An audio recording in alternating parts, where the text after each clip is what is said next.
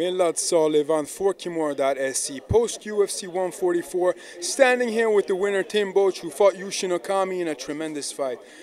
Talk us through what would probably be considered one of the greatest comebacks of this year. Well, round one, Yushin was able to keep me at distance, and that was because I wasn't doing the proper footwork. First jab, I think, in the round cracked me real good, and that didn't even wake me up and get me moving my feet the way I was supposed to. Second round, he got the takedown, rode me out, had me mounted, was throwing some shots, but whole time I knew I was losing, but I wasn't discouraged. I knew there was a third round, and in between rounds, coach looked at me and he's like, "Tim, you're not even tired. You're not breathing hard." Matt Hume? Yeah, Matt Hume, and I just kind of, a light went off in my head, and I was like, "You're right, I'm not tired. Let's go get this guy." And started doing my footwork like I had trained, and got myself into range for the big shots. I rocked him and saw he was hurt, and I jumped all over him. I wasn't going to let him get out of there. Did it get to you at all? You're fighting Yushin Okami, home crowd advantage for him. Tremendous. He used to be a contender, still one of the absolute elite fighters in the middleweight division. Take me through it. Just the motivational aspect, or does the pressure of that weigh down on you?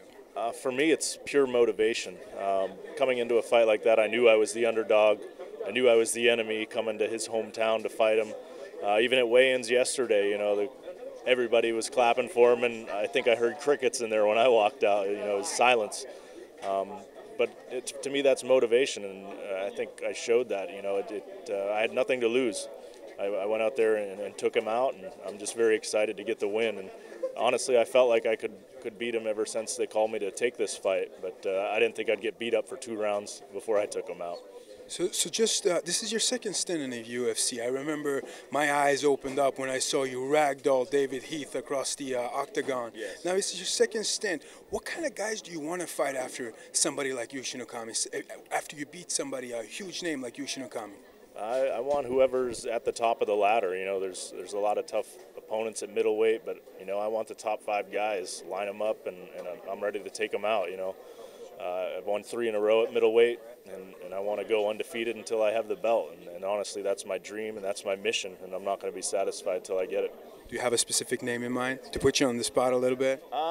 Honestly, the name that really pops in my head is Dan Henderson, just because they're wondering what to do with him. Dan Henderson has been a hero of mine since I started in the sport. I really admire the guy. He's a great fighter. He's been at the top for a long time, and I think part of taking that step to the next level is beating one of your heroes, and for me that would be Dan Henderson. Hopefully that's a fight you'll get soon enough. Yeah, I think that would be interesting and very exciting. Tim Boetsch, thank you so much for joining me here. For Kimura.se, my name is Millad Salehivand. We're post UFC 144 from the Saitama Super Arena, Tokyo, saying goodbye. Thank you so much, sir.